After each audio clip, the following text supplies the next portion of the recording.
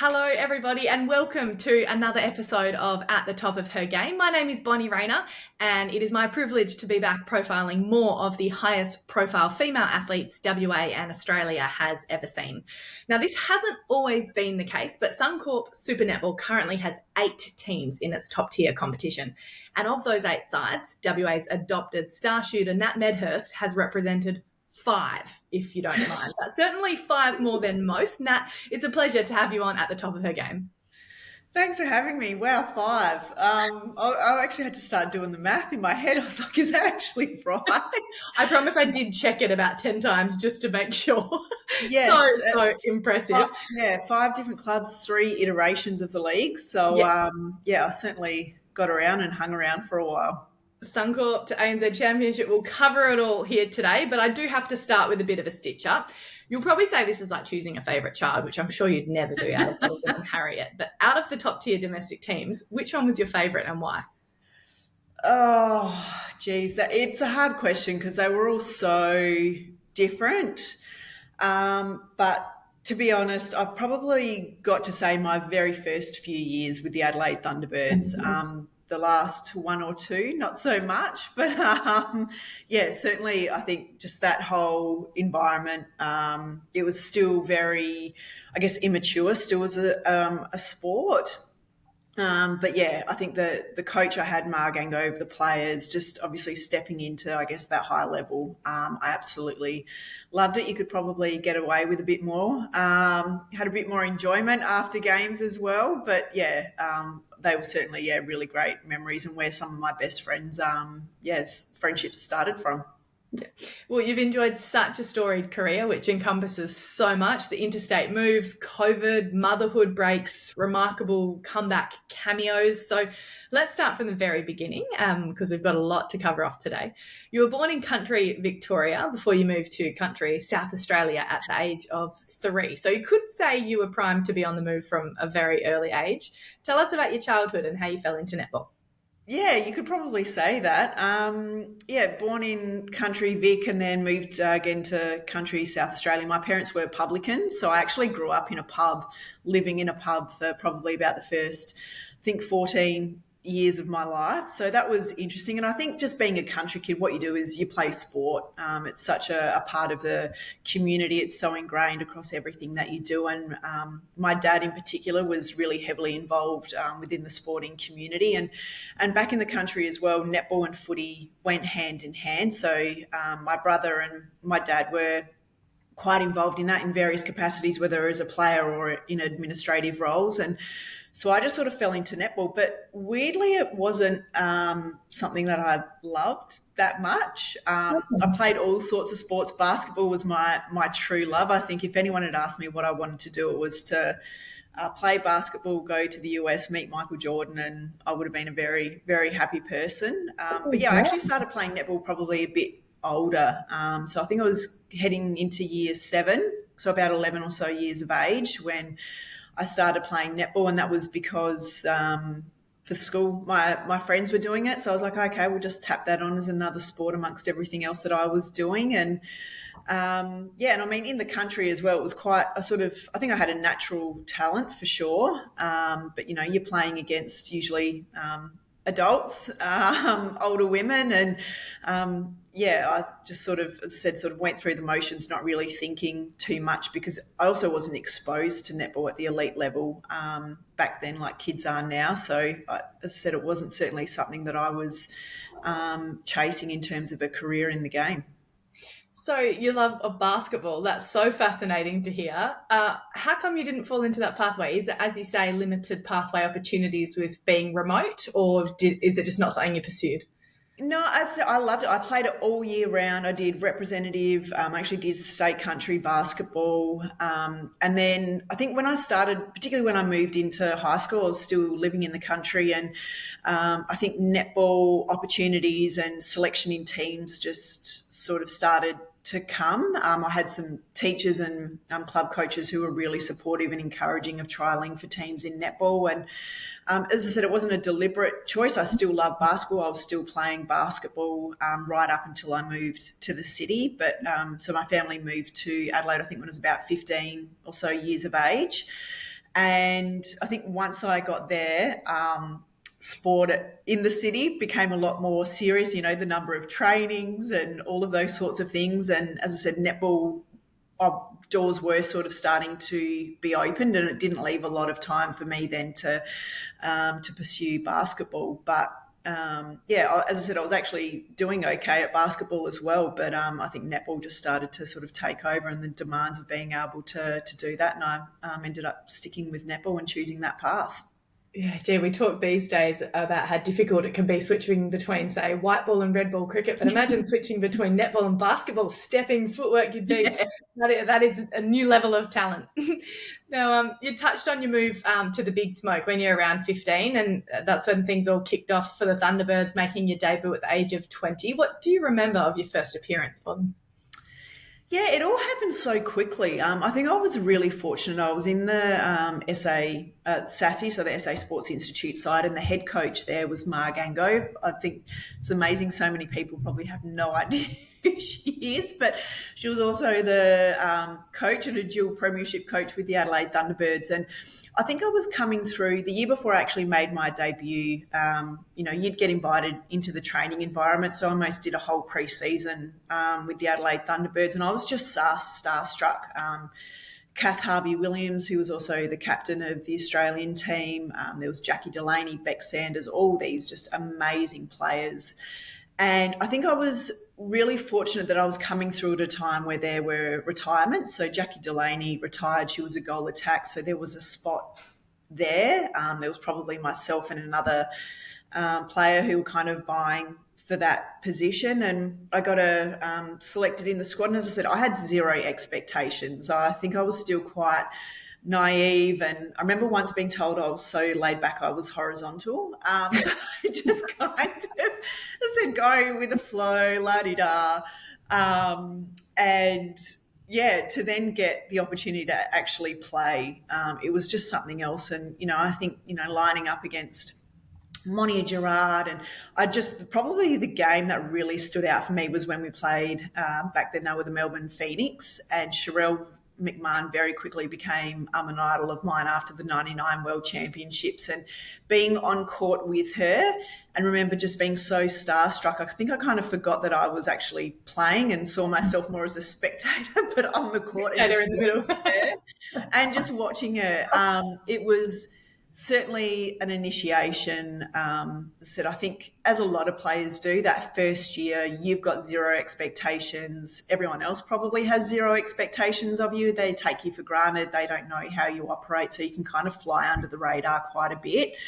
But yeah, it was just such an amazing experience, and as I said, pretty special to be able to get out there with the team and have the opportunity to, I guess, put my hand up and make the most of it.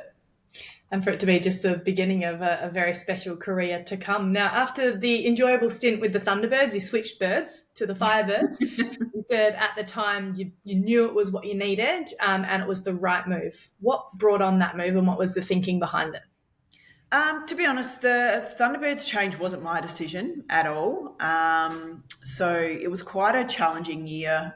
So my first year with the Firebirds was in 2010. We had the coach at the Thunderbirds at the time. I don't think she liked me at all. Unfortunately, she made my life quite difficult, and for, I guess, players later on down the track. And I remember being told I wasn't a priority player for them, despite being a starting seven player. And so I actually ended up, I guess, kind of being forced to change clubs, and found myself with the Firebirds. It was actually really hard. It was probably a big trigger for a lot of issues that then would face, and I think a lot of trust issues, a lot of isolation that I felt at that time. And as I said, it led to a lot of significant mental health issues. So, as I said, it was actually really, really tough, and I felt very isolated with a lot of the things that happened during that 2009 year. And but at the end of the day, I think getting to the Queensland Firebirds, being under Rose Jenke as the head coach, who was an enormous support, as well as Nicole Cusack, who was the shooting coach. And I think the environment and support that they provided me was certainly something that I needed on the back of, I guess, why I ended up there. Yeah, that would have been so difficult, and then probably all the more fulfilling, I guess, to thrive in a more supportive environment within your first 2 seasons of premiership, a season's MVP in your second year. How would you describe the Firebirds environment that you've just touched on? And I guess how did you then bring yourself to come west? Was it simply too good to pass up to reunite with Norma Plummer in the west, or how did that all kind of play out? Yeah, it was interesting coming into the Firebirds, and I think I was incredibly lucky walking into when I first started the Thunderbirds. They'd been so successful throughout all of the Commonwealth Bank Trophy era.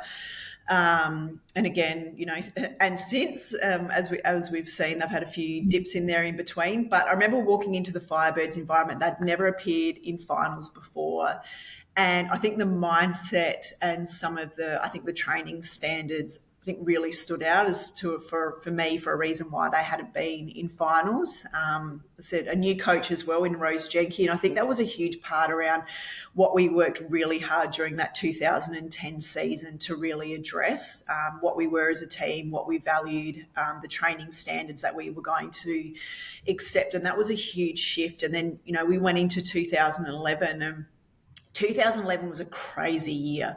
A lot of people might not remember, but it was a World Cup year as well, and they actually condensed the season. So now often they'll start it earlier, but 2011 they actually condensed it. So there were double headers. It was just like 100 miles an hour. You didn't really have time to think. And I think as a group, we were so focused. One, we were so fit. We had worked our absolute backsides off during the pre-season. I think the whole planning and how Rose went across throughout the whole season in, creating blocks of games and that attention to detail, the expectations from what everyone was doing on the court as well as off it was really well ingrained. It was a massive culture shift. And we went through the season undefeated, won the premiership, and then a lot of us just basically rolled out of bed the next morning and went straight into, after celebrations, into Diamonds commitments for that 2011 World Cup. And and I think then for me, the shift to Fever, it wasn't something that was really planned. I was enjoying my time in the netball at Firebirds, and I think the opportunity more so, I think, to align with Caitlin Bassett in the goal circle was a great opportunity. Decided to make that shift heading into 2014. You've touched a little bit there on your Diamonds career. We mentioned Norma, of course, the national coach at the time when you started your career of what would become a decade-long 86-cap career for the Diamonds. How much did she mentor you, and what do you remember of coming into that Diamonds sort of setup before that 2011 World Cup, like when you first came in 2007-ish? Yeah, she scared the shit out of me. She's a terrifying individual. That's a good way to put it. She was, and it's all my coaches that I had, I had two of them within the Diamonds environment, and actually across all my career, they've all been very, very different. And I think the biggest thing about Norma, well, one, she backed me in. I don't think. And I don't know how she would say this. I think for me, I didn't have a close relationship. As I said, I found her really terrifying to actually approach and have a conversation with. I'd say she was very, what your terms now, old school, like that very hard-nosed, driven, huge expectations. She would work you to the ground. It's currently seen with New Zealand netball, there's a bit of a phasing that out, isn't there? Yeah, and I think that one, touching on New Zealand, which is I think that it's gone too far the other way with players having a voice. In my opinion, it's gotten out of control. But I think the biggest thing that stood out about me with Norma was just her game sense, her ability to know what was going on. She was so incredibly smart tactically with what she put out there. As I said, the decisions, and that was probably more so. I don't know if she was losing her plot in the 2007 World Cup, but the changes that she was making, even in that last quarter, and we ended up winning by 2 goals. And again, in the 2011 World Cup, I think she sort of went over things incredibly well, but her tactics and how she read what was happening out there was really, really impressive. Yeah, oh, she would have been inspiring but frightening to play under, Oh I yeah, bet. definitely. Now, Commonwealth gold and silver, three Netball World Championship golds, a World Netball Series bronze. What was your fondest memory at the national level? Oh, it's really hard to pinpoint, to be honest, because they were all so incredibly Unique. different. I think, I mean, the 2011 World Cup in Singapore, that atmosphere was just insane, and the way we won it in extra time, particularly after the devastating double extra time loss to India in the to New Zealand in India at the Commonwealth Games the year before was pretty enormous. And I think the fact that we'd also lost Sherelle McMahon heading into that series, she'd snapped her Achilles during the ANZ Championship, and so I think just how we were as a group. We were quite a young team as well. Like, don't get me wrong, we had a few fossils still in there, like Kath Cox and Monia Gerard, but for the most part, like, we were a young side. And I think just what we were able to achieve as a group, as I said, Norma made some pretty big changes throughout that game. And I think for us to be able to claw it back and to hang on the way that we did, I think was just so special. The celebrations after everything. It's interesting because we've got, this is the 10-year from the 2015 World Cup win on home soil. And I think a home cup World Cup just threw so many different challenges. You sort of get pulled in every direction off the court for media appearances, all of these other things that, have to be a part of it but aren't the primary focus. And but yeah, if I actually look back, that 2011 and as the group that we were was pretty unique and quite special. Yeah, so special. Now, we obviously know your national career ran in tandem with your move west, which we will get back to soon. But just to close on this Diamonds discussion, how difficult was your eventual omission and end to your international career for the 17-18 season when you were still playing such high quality netball? But how did those conversations and everything around Lisa Alexander, how did that play out and how tough was that? Oh, it was a walk in the park. No, it was tough. I did not see it coming. I did not see it coming at all. I was actually planned to fly to, because I was the only Diamonds player based in Perth at that time, and I was actually planned to go to Queensland following the Netball Australia Awards dinner to train with the Diamonds fitness coach. And I got a phone. I was actually driving my car, and Lisa Alexander's name's popped up on my phone, and I've answered it. And the following week was when we were actually meant to be getting phone calls around selection in the squad for that 2017-2018 year, which would have been for the Commonwealth Games on home soil. And I remember getting it, and I was like, "Hi, Lisa, how are you?" And she's like, "Hi, no, I'm just ringing to let you know." It was literally, I swear it was off a script, and I remember it almost word for word, that you've been dropped from the Aussie team, which means you're ineligible for Commonwealth Games selection. You might want to consider announcing your retirement from international netball. And I just remember going, like, what was the start of that? Like, it was, because I said it was just so left field. The rug had been completely pulled out from underneath me. I did not see it coming whatsoever. And then the tough part, as I said, the awards night was coming up, and I was told I wasn't allowed to tell anyone. So I've gone to this awards dinner having to put on a bit of a face as though everything was fine. Okay. And as the night started to unfold and just how some people were interacting with me, I then found, and Lisa did not talk to me that whole night, but I remember then sort of going, I think some people know. And so I asked a couple of the players, because they were like, "Oh, how are you?" And I was like, "Do you know?" And they're like, "Yeah, but we've been told we're not allowed to talk to you about it." And I said, "Well, I've been told I'm not allowed to talk to anyone about it." So that was really difficult. And I think then teammates were put in an awkward position because they couldn't, or feel like they could check in with me. So yeah, it was challenging. And I mean, I obviously decided not to retire. And obviously I hope that, there was a chance that I might have been selected at some point, but that didn't eventuate. But yeah, it was, I think certainly, particularly after, not that I feel like players are always owed everything and how things happen in sport, but I certainly did not see that coming at all. So it was a bit of a shock to the system, to say the least. Yeah, I don't think you were alone there. What, I guess, tactics did you use to help yourself come to terms with that? How did you achieve closure on something that you're so blindsided by? To be honest, I'm not even sure if I've had complete closure over it. There was a lot going on in my life in that year as well. A lot of players from Fever had left, so that was a bit of a challenge. Captaining the side, I'd separated from my husband, so I was going through a divorce in that same year as well. Despite that being that right decision on a personal front, it was also a lot to kind of adjust. And then obviously the news as well, that there you go, there goes your international diamonds career. So it's to be honest, I've never even had a conversation with Lisa since.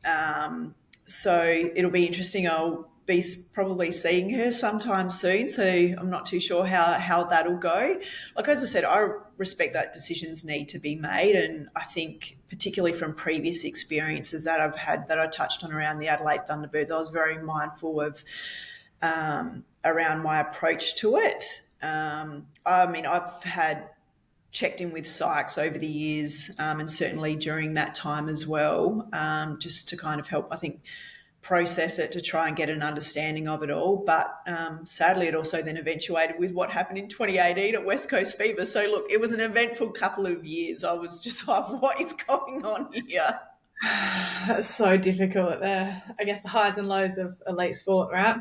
Exactly. It is. It's a roller coaster, and it's difficult because you get the mindset of going, and sometimes you try to convince yourself, it's just a sport, or it's just a game. But it's a part of your identity, whether we like it or not. As athletes, you give so much. I don't say you sacrifice things, but you make significant choices to forgo a lot of other things in your life. Mm-hmm. And as I said, you move around numerous times, if you're like me, to keep chasing a dream and giving so much. And, I think having a really vital and important support network around you is so huge. And one person in particular who really helped me through that was we had a wellbeing manager at the time who'd only been in the diamonds environment for a few years. Her name's Angie Bain, and she's still a great mate. I check in and catch up with her frequently, and the support that she gave me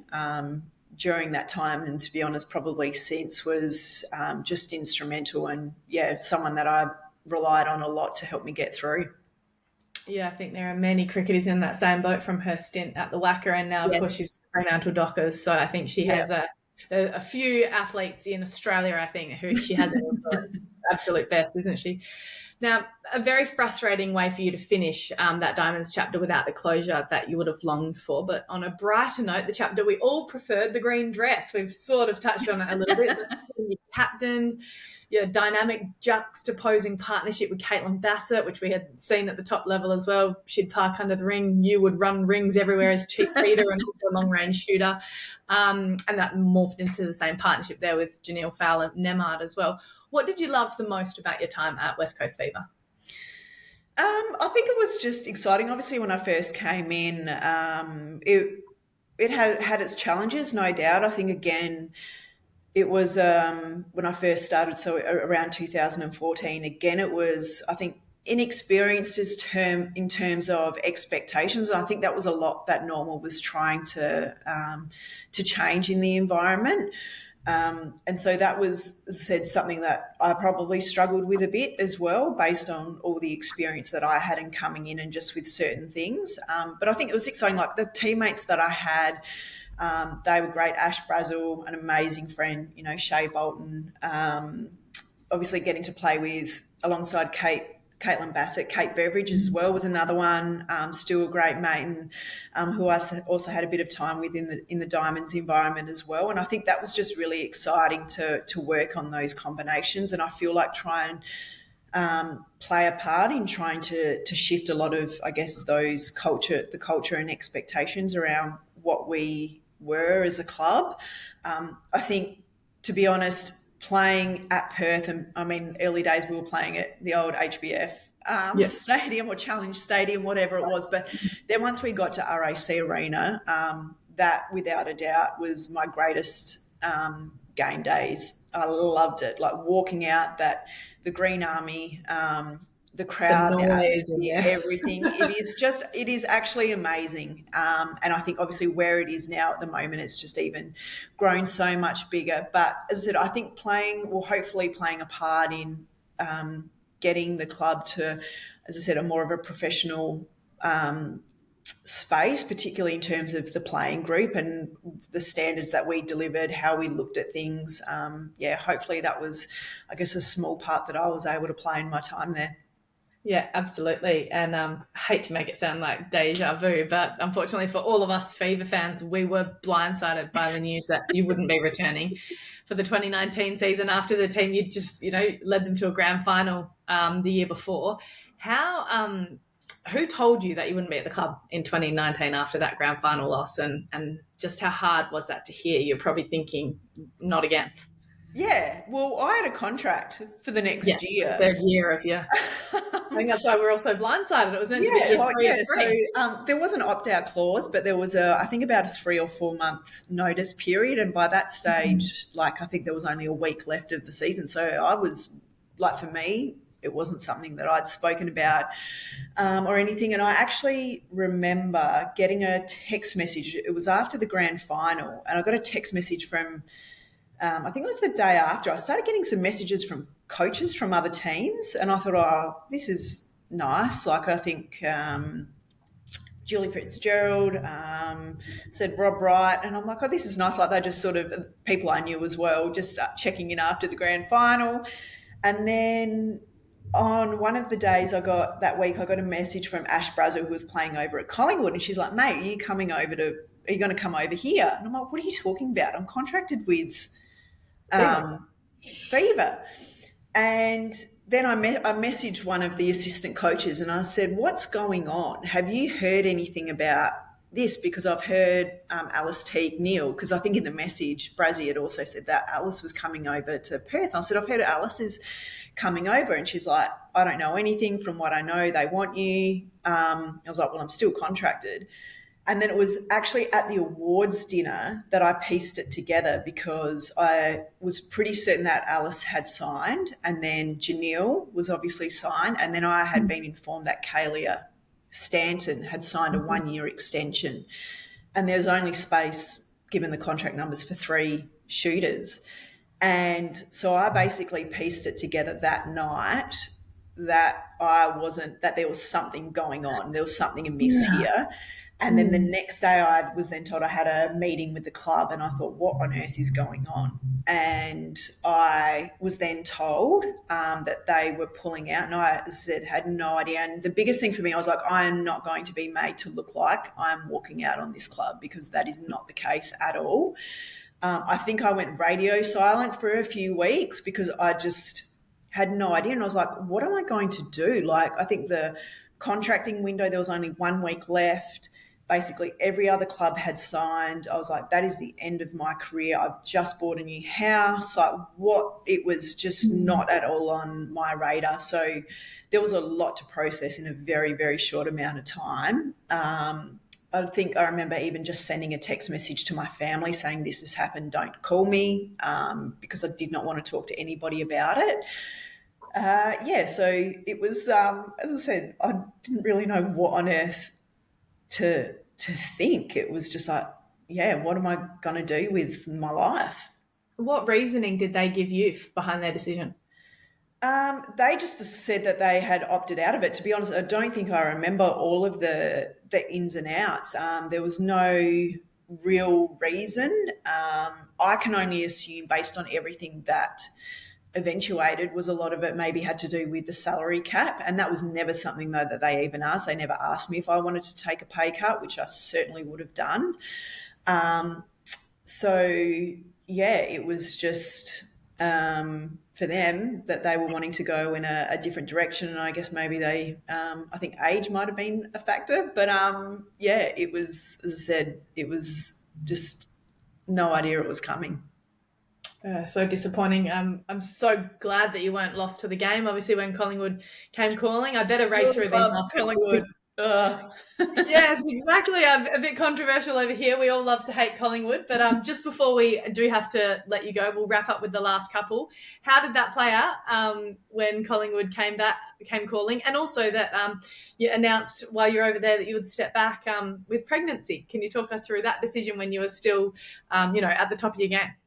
I mean, Collingwood obviously all came really quickly and feeling like I had to make a decision quite fast in terms of going, well, am I moving to Melbourne or am I guess, retiring a new relationship as well with my now husband, Sam. And I mean, we'd only been dating for a few months. And then he said, oh, well, if you go to Melbourne, I'll come with you. And so that certainly helped make the decision for me. And as I said, to play, I think Brazzy, Yeah, don't want to talk her up too much, but she was a big factor as well. Absolutely love that woman, and to play alongside her was really, really exciting, as well as some other former teammates. So looked forward to that. As I said, despite it being Collingwood, I tried to look beyond the black and white. look past that, the club you love to hate.